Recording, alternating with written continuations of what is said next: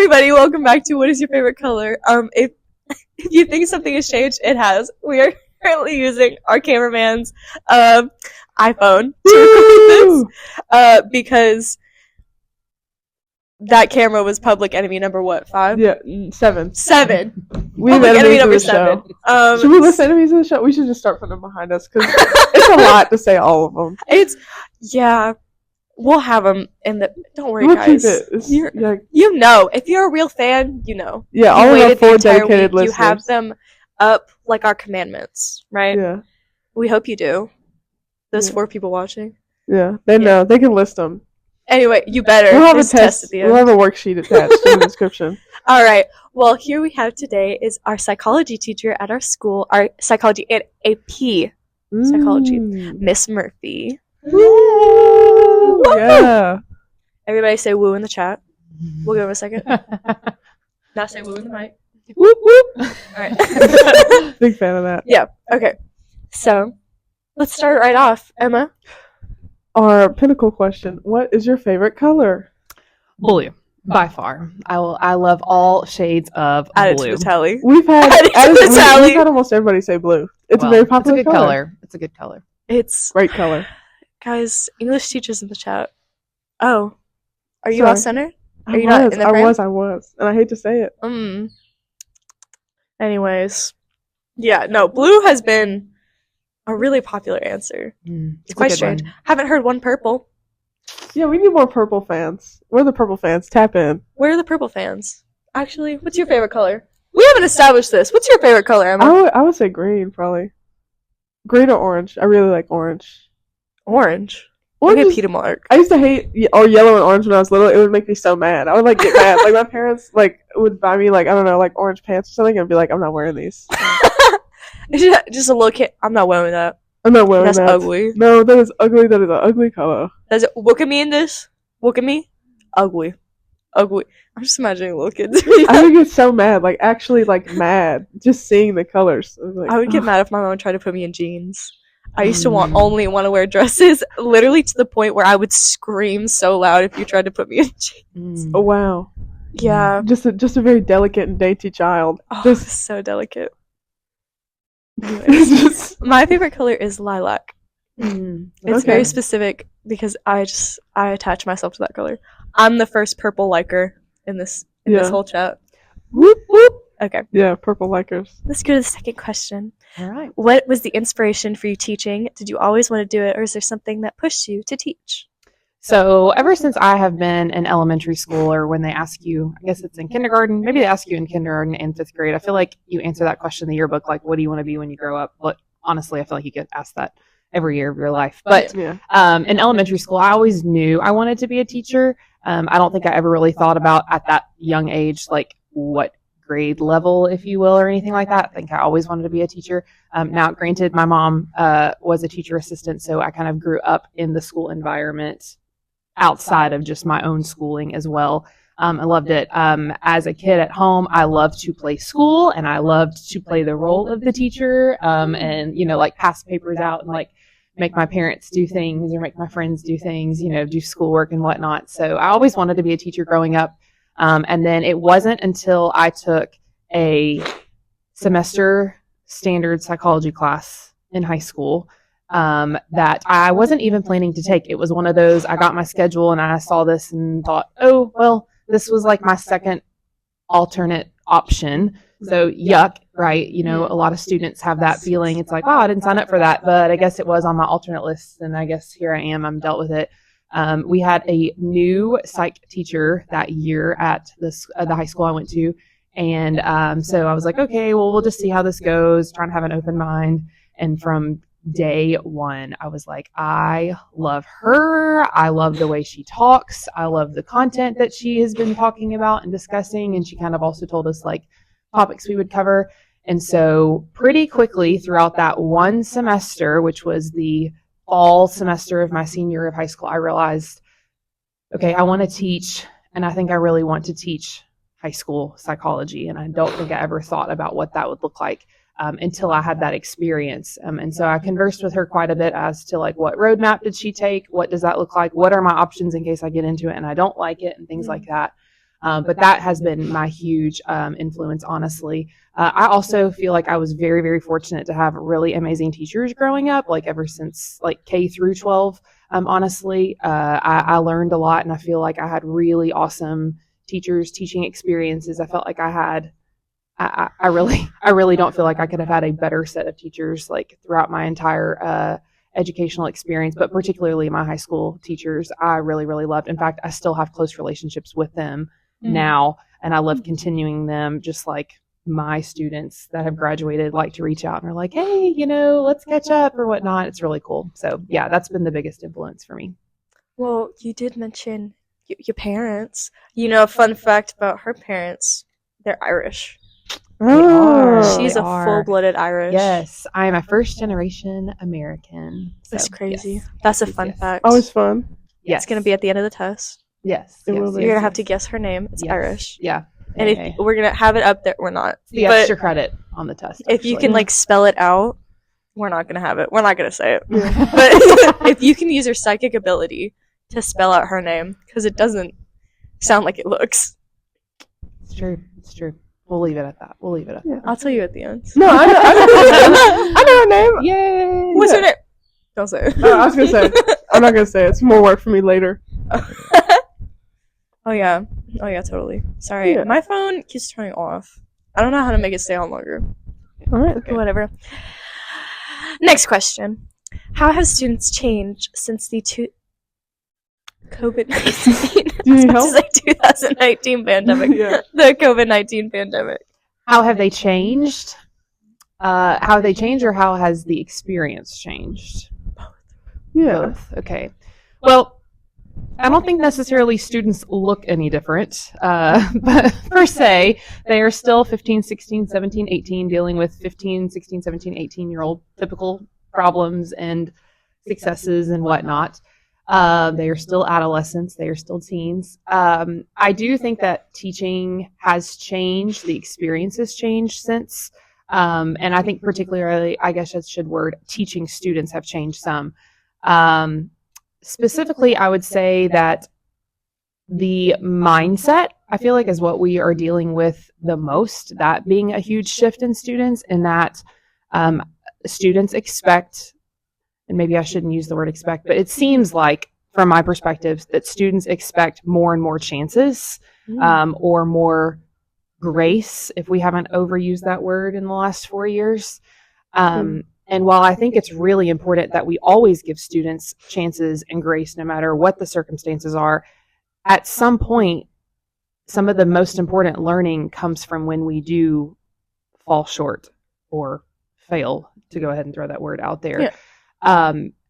And I think that the reaction to the setbacks have been far worse than they were pre-COVID. So, for example, I feel like before COVID, if a student didn't understand something, or they maybe didn't score as high as they thought, or maybe perhaps even bombed or failed an assignment or a test or even a class, that was one emotional reaction. And I feel like now we are dealing with an apocalypse of emotions, to the point of full-blown meltdowns that are borderline unnecessary over some things. And it's really hard to toe the line of, okay, I understand you're upset and you can be upset, but let's learn from this and move on. It is, you're going to wake up tomorrow and you're going to be back in this class. So if you spend 2 weeks dwelling over the fact that I gave you a bad grade, it's I didn't give you a bad grade, you didn't understand the material to master it. So I feel like the reactions, the emotional responses are the things that we are dealing with the most. I know I've had many conversations with students and adults and parents of saying it seems we always get labeled, students saying that we always get labeled since COVID that we are too sensitive. Do you agree with that? And I think that's a really bold label. I don't think I would ever want to make the accusation that someone is too sensitive, but I do think that emotional regulation needs to be addressed. I think that it's part of life to get your feelings hurt. And I think it's part of life, and especially in your teenage years and your high school years, that is the best time to learn how to deal with when your feelings are getting hurt, because sometimes, it's unnecessary. And so perhaps like a conversation needs to be had because it was not right that your feelings were hurt. But other times it's like, you can't be offended if I tell you, hey, you got number 3 wrong. Let's take another look at it. Like you can't be offended. You also can't be offended if I'm like, hey, this assignment was due yesterday. Like, is there a reason why you didn't turn it in? And now you're like full blown having a meltdown. It's like, just admit to it. Like, you either did it or you didn't do it, whatever the excuse is, that's not the point. So I think that's something worth looking at, that emotional regulation piece. So do you think the lack of emotional regulation is why so many students turn to being disrespectful or disingenuous or disinterested in classes? I do think so, yes. And I think that combined with the mentality of like, I don't have to be motivated because they're going to give me another chance, or I will beg long enough that they will give me enough grace or enough opportunity, or they will sit here and tell me exactly how to do A, B, C, D. So yeah, I do think that combination of it, yes. What hasn't changed that I feel like I need to point out is that, frontal lobes are not fully developed, and that hasn't changed pre-COVID versus post-COVID. And so that emotional regulation, decision-making, planning, judgment, all of that is in that same frontal lobe of your brain. I just feel like there's just a greater gap because the expectation of like hand-holding is greater and greater. I will say though, I feel like in this last year or so, we're now, hard to believe it's been 4 years. So we're on I guess this is our 4th normal school year back, or maybe it's only our 3rd. I really don't remember. Hybrid was 2020 to 2021. So we had 21 to 22, we had 22 to 23. So it's the 3rd. So this is actually our 4th. Oh, this is our 4th school year Ooh. after that hybrid year that we had, which you guys weren't even in high school, so you don't know. But so I do feel like we have made some progress. And I've probably underestimated that just because so many days have passed by, and they all blend together. They do blend together. But yeah. What can I say? The horrors, they persist. Oh, do they persist? Enemy of the show, the horrors. Yeah. Are they an enemy? I feel like you got to go through the horrors to become good. Yeah. So are they a friend or are they an enemy? I would say they're an ally of the show, maybe. Yeah, because we've talked about how like there. People need to be humbled, like especially when talking to the middle school teachers. Everybody needs to be humbled. Middle school is humbling. Yeah. High school is humbling. Oh.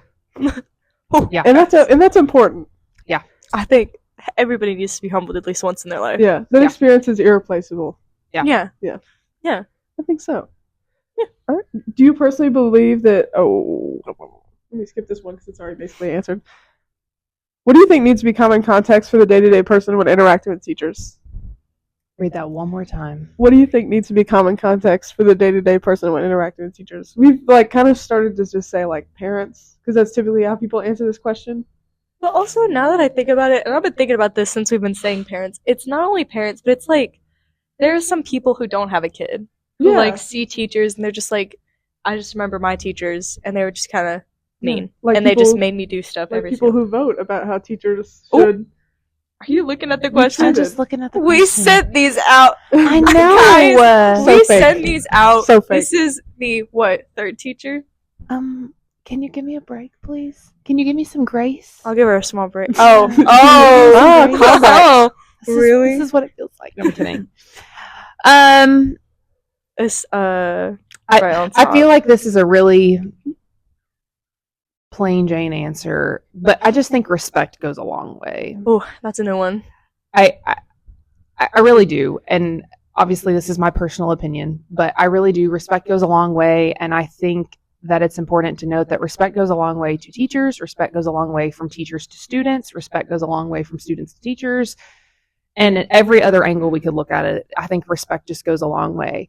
I think that when someone wants to speak up about something, whether it be a student, whether it be a teacher, whether it be a parent, whether it be an admin, whether it be a politician, whether it be someone that has no kids at that school, but they feel a certain way about something going on at school, people are speaking up because they want to be heard. And I don't think that we really necessarily do a great job sometimes of just listening to people, but we're always quick to already have a response formed. So we're not really listening to them.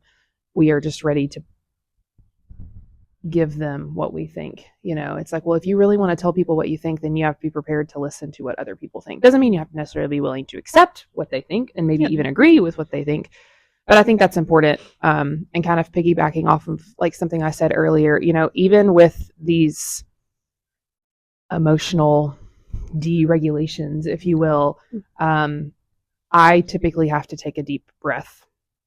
Try not to make that too noticeable, but I typically have to take a deep breath because I'm going to ask the question, why do you feel this way? And I'm not asking that to make them feel bad. I'm asking that to give me an answer, and I have to listen to that answer, even if I don't agree with whatever they say, because I'm asking, how else will I know, but I think just respect. I think that just goes a long way. I think that people outside of the education world could stand to be more respectful. I don't necessarily think I have been dished out a ton of disrespect. Most people I encounter that are not in the education world that I know in my life are very much so like, I don't know how you do what you do. I don't know how you teach, and I give the same response I always give. I couldn't really imagine myself doing anything else. I tried the corporate world. I didn't dislike it. It just didn't fill my cup up. I tried the 8 to 5. I tried the conference, and as college internships, and I loved them. And if anything, it really actually helped me in my role, my process of getting where I'm at, because it confirmed that I needed to work with the young people, and not necessarily young people, but mini adults, as I like to call my kids. Very fun. So we've got pay teachers more. Yeah. Respect teachers. Know that they're human beings. Yeah. What else? Don't be mean. Don't be mean. We'll come beat you up. Yeah. We'll find you personally. It's the main tenets of the podcast so if far. we hear any of these teachers from the podcast get any negative feedback, we're gonna find you. We will come down on you like 1,000 storms. Y'all don't even know. Y'all don't even know what we can do. Y'all don't even know. We can't really do Can much. we threaten people? Is that No. That's what I'm saying. Slash shit, guys. Go back to the word respect. Yes, we will respect you so hard. Play Aretha Franklin. We will Yeah. we will respect you so hard, guys, that you'll have to respect us. There you go. Yeah. There you go. Yeah, we're gonna listen to you so hard, and we're gonna take what you say into account. Well, maybe we'll take it with a grain of salt. Yeah. A little bit, but we'll listen. We'll listen. We will listen. If there's one thing we'll do, we'll listen. Hey, if there's one thing, I got big old ears. Hey, I'll tell you what. I'll tell you what. I'll tell you what. I can hear. I got all the time. Mm-hmm. All I got all the time in the world, baby. Sit down. Tell us your woes. Tell us why you hate teachers. Tell us your woes. I like that. I have never seen anybody genuinely hate a teacher. I've seen them hate a teacher, but not teachers as a whole. And I cannot imagine somebody actually being like, I just hate teachers. Kind of funny. I mean, I do believe it's not for everybody, but hating people is just not not something I stand by, no matter what they do. Yeah. I think there are hate the action, don't hate the person. I think there are a lot of people in this generation who are self-proclaimed haters. Well, we're not going to produce anymore. I hope not. I dabble in hating. I'll admit. I dabble in hating. Disliking. Yeah, heavily disliking. I don't think you should heavily dislike a group of people, but I feel you can dislike what they do. Yeah, you don't have to dislike them. Yeah, as a treat, I can dislike the cut of somebody's jib. I just don't like the way you go about business and things. That's okay to dislike that. Yeah, absolutely. I just don't like the way you operate. I just don't. For sure. I don't have a devil's advocate in here. For sure. Yeah, just me trying to be special. That's what this is about. It's you be like, actually, guys, I dabble in a little bit of that. I do. I'll admit. I don't want to make you guys uncomfortable, but I hate some people. Yeah, just I hate some things that people do. Anyways, yeah. Oh, please allow me. Where's the line for analog and digital teaching for you, and what are the drawbacks and advantages? Where is the line? I would say, so I feel like I should explain that I'm a millennial, so I grew up via That's a shocker, guys. paper. Yeah, shocker. I know, bombshell. I grew up on paper as a student. Also shocking. Stone I know. tablets. Yeah. Oh, wow. Thank you. Sorry. Not My that old. Okay. I would have thought it was wax tablets in that No. bad. You guys get out of here. You guys okay. have had the printing press. So I grew up on paper. All the way, K-12. I remember I had a teacher in high school, one of my AP teachers, that she would allow, if you had a personal laptop, you could bring it in, but you could only use it during her class. And basically, if you had it out when she was not okay with you having it out, like if it was, you could only have it for like during notes. So like you can already see right now the boundaries were a lot thicker than they are from your experience. So I did not have my own first laptop till I was in college. So that meant that any like papers I typed in high school, no, we did not handwrite 10-page papers. Like I typed them on like our home computer, or like we had a computer lab options and things like that in the library to work on them. So with that being said, when I entered the teaching world, my students, my first 3 years of teaching did not have, we were not one-to-one. And so we had traditional textbooks, and so everything was as traditional as that comes. However, the mediums I could use as a teacher, I had digital whiteboards and things like that. So it wasn't like chalkboard. I've actually never used a chalkboard. Thank you very much. So I'm not that old. Okay. She's digital. Yeah, I'm digital. But I do love the old fashioned, give me a whiteboard, let me write on it and whatnot, which I still use my own board for that quite a bit. So as far as where the line is currently for me, as far as the line, where is the line currently for me? I honestly do half paper, I guess, half old school, half traditional if you want, and then half like digital. What I have found is that while my students may be a little shocked sometimes at the traditional route I go with some things, they often will agree later on or at the end of the quarter or semester when we're reflecting that it actually keeps them less distracted because there's not many things to do to be distracted, because the only things they can really do at that point are doodle in the margins, and you don't doodle in the margins on your laptop at that point. You just start opening other applications and whatnot. I'm sorry. Squirrel has joined us. Oh my goodness, it's so Hey, close. buddy. So that's where the line is for me, kind of a little bit of half and half. I also try to give, I don't intentionally try to force one way or another. Ultimately, if a student learns better, completely traditional, they have that option to go completely traditional. If a student learns better completely digital, everything is also provided digitally. I mean, at the end of the day, it's just meeting them where they're at. And what I have found is you all weren't completely digital starting in kindergarten. So that's why the students I'm teaching right now still kind of appreciate a mixture of both. Ask me in 10 years, I don't know what my response will be. So we'll see. I'm not things are changing quickly. For that. Yeah. So we'll see. I mean, who knows? I'm already learning a lot from my students, and I haven't even reached the 10-year mark of teaching. So who knows? Why are they giving toddlers iPads? That's a question. That's a whole if you're in the board, that's a whole nother podcast. Why are they giving toddlers iPads? Guys, stop it. Guys, cut it out. I mean, I guess you kind of answered the next question with how you already... Oh, okay. You already kind of... I mean, would you say? Yep. All right. Yeah, I would say so. Moving on. Moving on. Okay. This was a question, because you remember... Listen, I reviewed the questions. She did review that. I did not deep dive the questions. Anyways, what is a piece of media that influenced your life at any point? Okay, well, I'm going to date myself a little bit. I would honestly just say the internet, generally speaking. So I did not grow up with cable, which is also probably bombshell news, but not all of my friends really had cable, and there were absolutely no such things as streaming platforms either. So yes, I would love to see how you guys would survive that day and age where like there were more ads and there probably were TV content, if that makes sense. Bro, I grew up on a DirecTV. What do you mean? I have never had streaming. Oh, perfect. I hate streaming. Okay, Public so enemy number 10. You know where I'm at. Yeah, still the 7 C's, brother. So I didn't watch a ton of television. But as far as a media that really influenced me, I would say just the internet in general. So dating myself, I distinctly remember like in elementary school, if I was, trying to do something, granted this was on our family computer. So like I had to like get permission and make sure no one else needed it at the same time. But it would like the dial up, like of the AOL. Yes, you had time to like try to log in. You had time to go to the bathroom, fix yourself a snack and drink, and then like maybe it would have connected at that point. So yes, there you go. Well, so imagine immediate gratification was not the thing then, you know?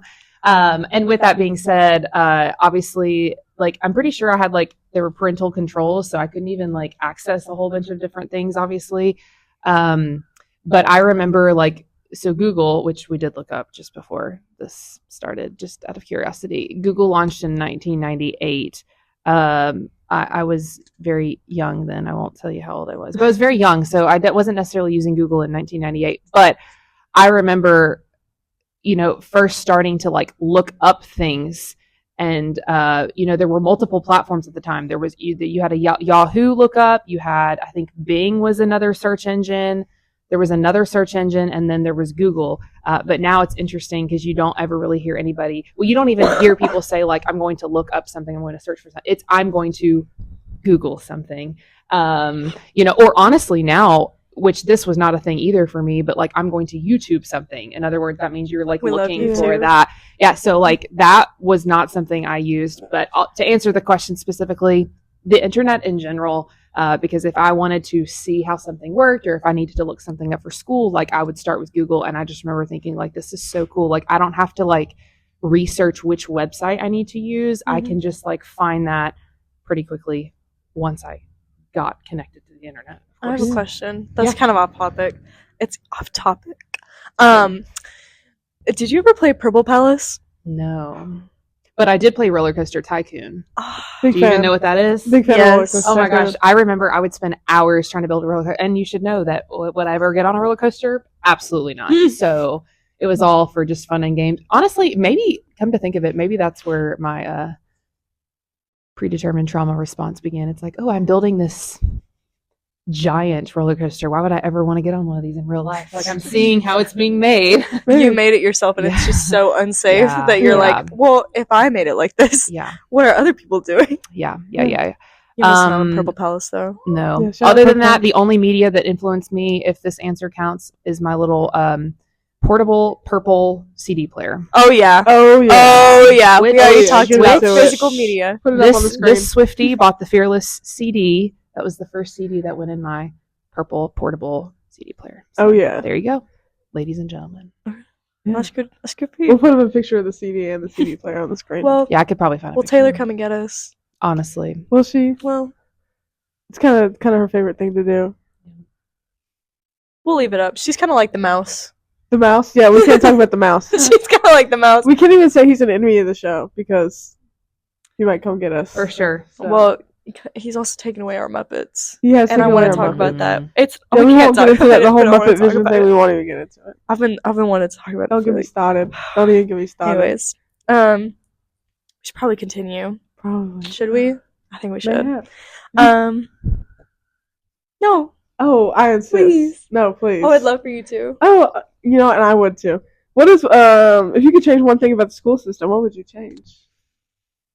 We'll get canceled. Let's all take a deep breath together. Why don't we? Why don't we all Yeah, just take a sorry. Did I moment? make that really obvious?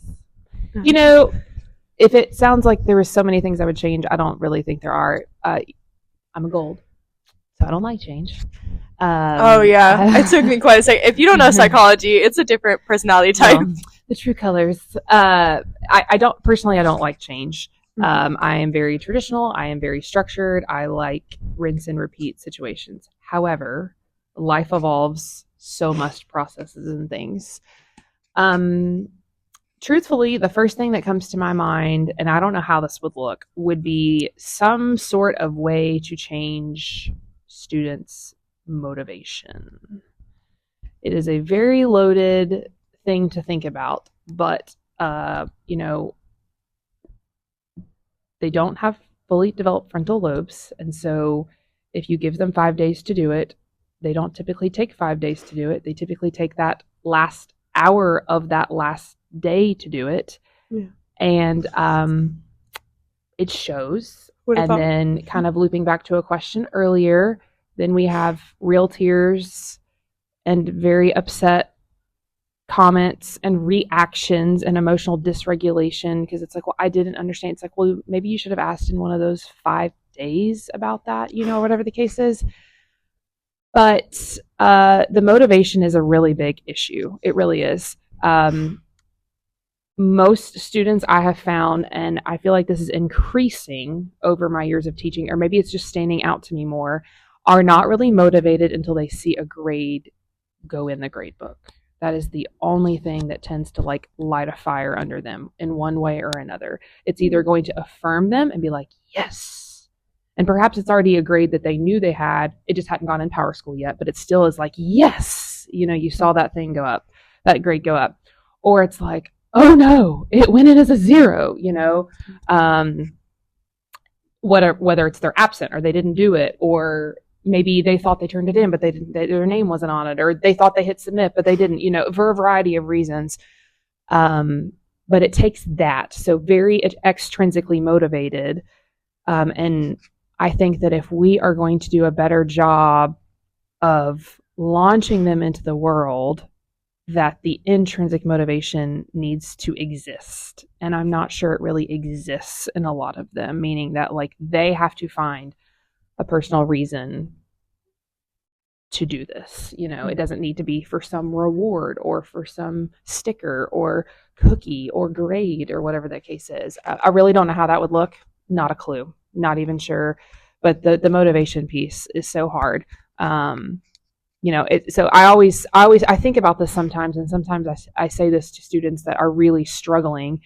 It's like if we took all the academic grades out of the equation and I just graded you on your effort, just on your efforts, like what do you think your grade would be? And think about how many students, so many peers are just mute and they have no idea like where they are, or they have no idea what's going on, because they're like, it doesn't matter. Like, I don't need to know this, or, whatever the case is. So I think that's something that really needs to be addressed and changed for sure. Yeah. Hey guys, get your motivation up. Yeah. I know. Motivation up. It is hard. It's easier said than done.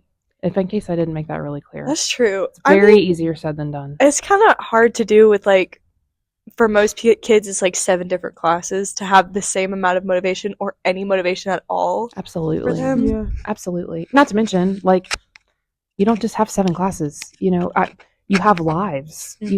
You have some of you have jobs. You have after school activities. You have after school commitment. You have honors projects. You have all these other things. You have viral trends to keep up with. You have all these other things. Yeah.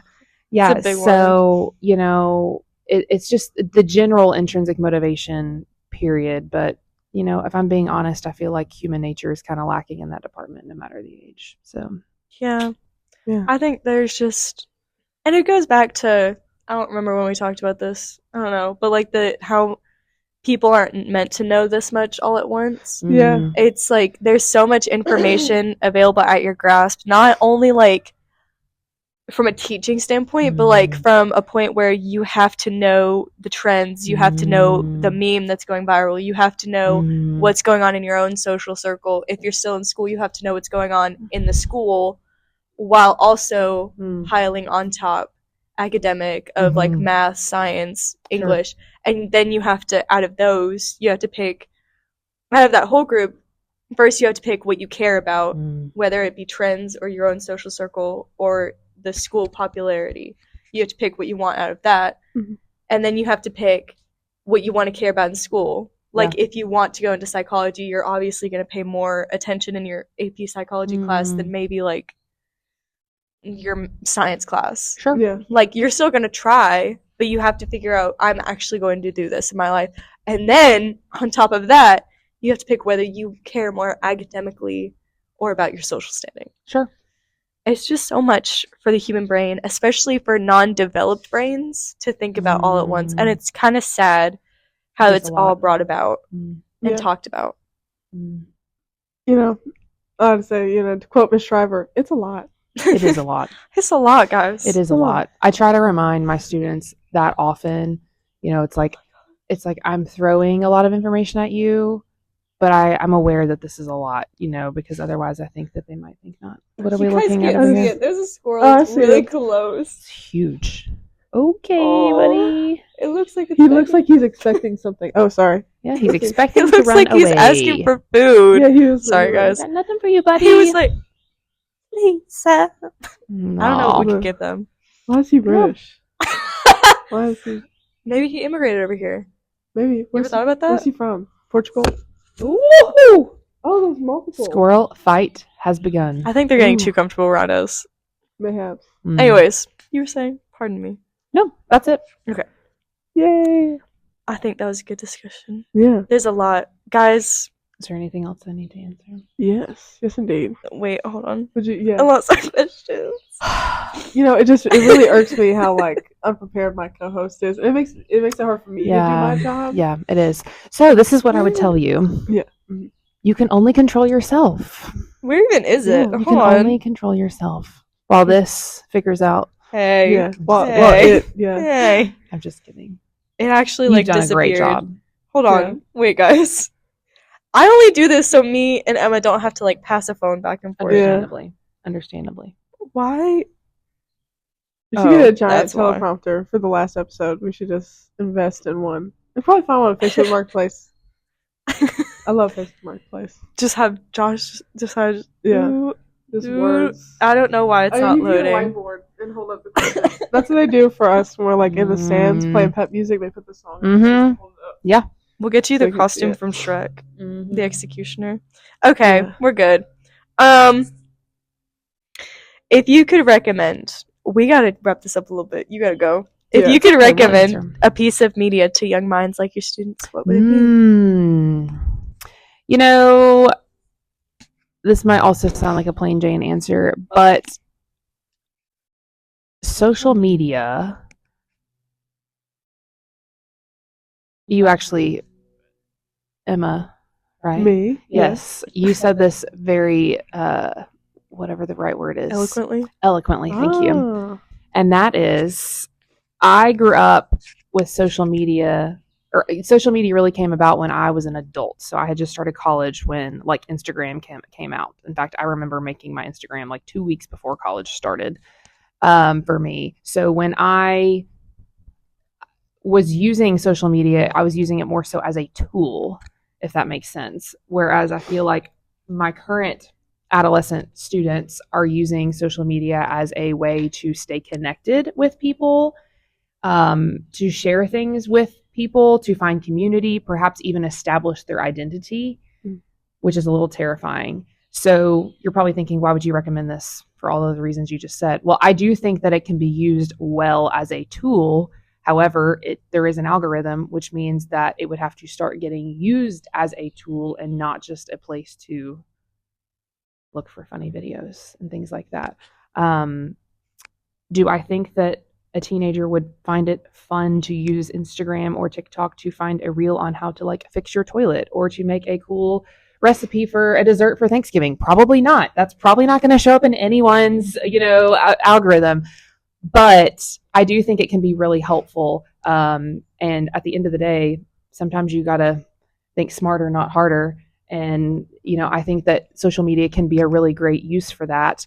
And has saved me lots of time, has helped me in lots of ways as an adult, has helped me in tons of ways as a teacher, even with things that I can use in my classroom, or ways to teach a certain thing, or just ways to connect to students.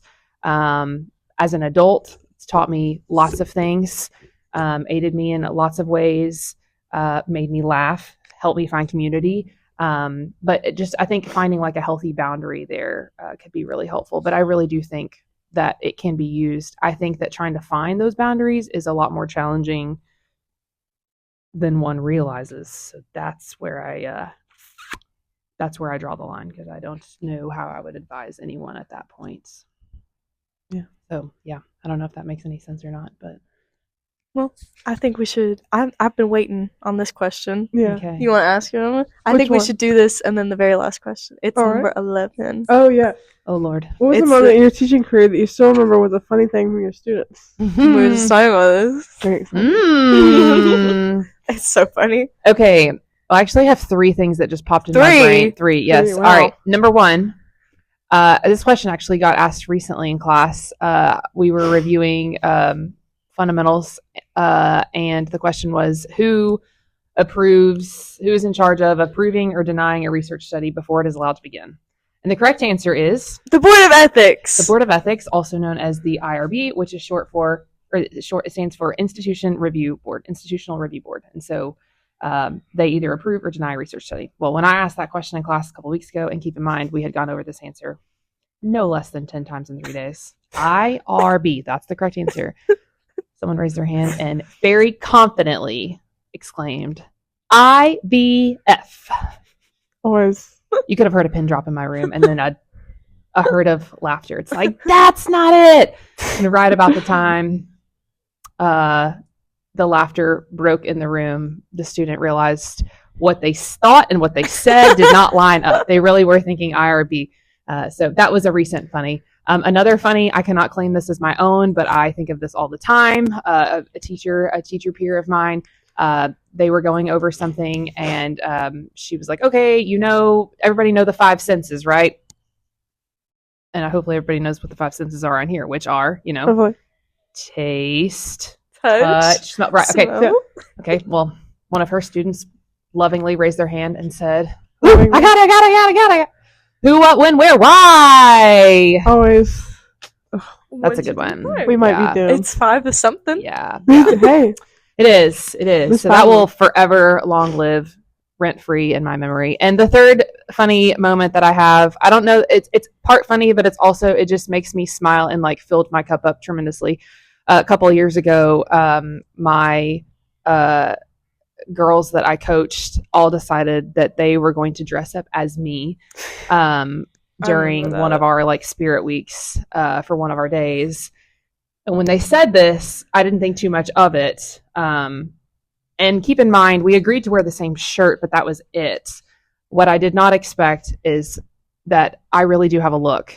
And they all came in with their hair braided, a long cardigan over the said shirt that we were matching in, all in jeans, all in tennis shoes or my black plastic Birkenstock knockoffs, and a Dr. Pepper in their hands. And I was like, wow, I did not know I had a look. Wow. Okay. So yes, that is funny, but also it just brought a lot of joy to my heart. And there were a lot of duplicates of me running around that day. So yeah. It was crazy. If you were doing something you weren't supposed to in the bathroom, Yeah. and you heard that. No, they had lanyards too, the by fake the way. ones. Yeah. Oh the my fake God. If you heard those lanyards, all of a sudden Yeah. everybody scrambled. Yeah. It's funny to say the least.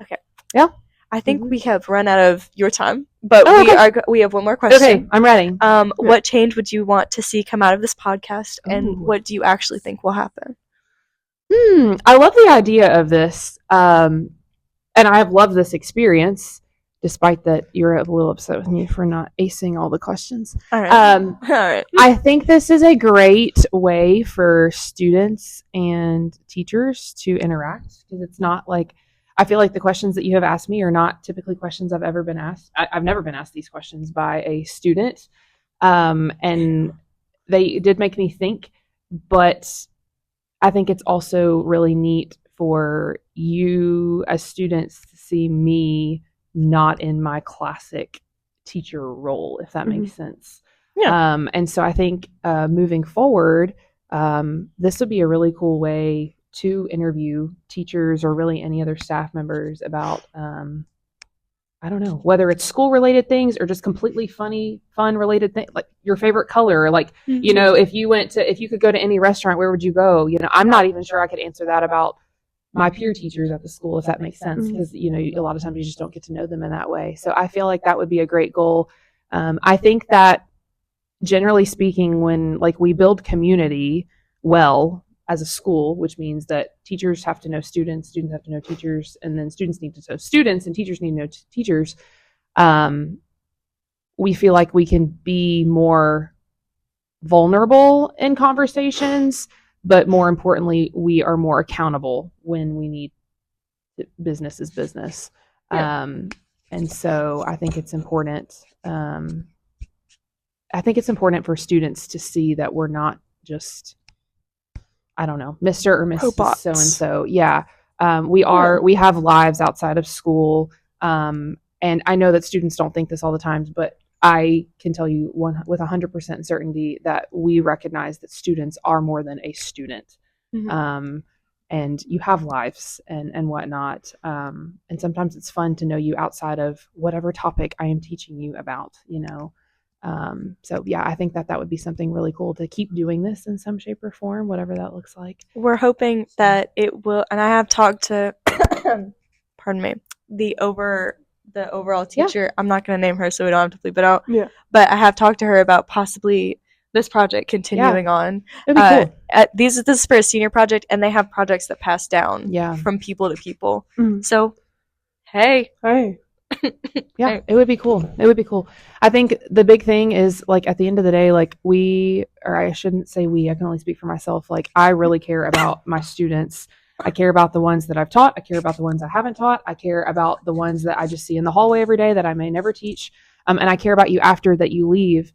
And so, you know, we want you to do well, because at the end of the day, you might very well be the nurse in my OR room one day, or helping me finance my next house, or whatever the case is. So, you know, creating relationships with students are important. They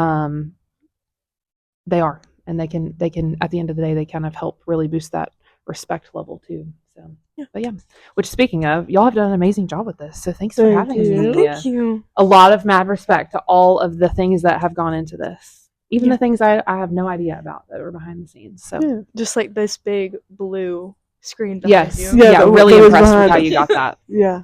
Actually, we should put the polar bear in there. We should add like the polar bear. If you guys, you'll know. If I can't talk, you'll know in the end. If you have seen like a big polar bear, you'll know. I did It's like from crackling fire sound effects and like quiet jazz. Yeah. Just like just a little something. All right. I love it. Well, thank you, Miss Murphy. Thank you for having me. Podcast. Thank you for having me. We'll And look forward to more. Thank you for watching. Yeah. Dun, dun, dun, dun, dun. Yay!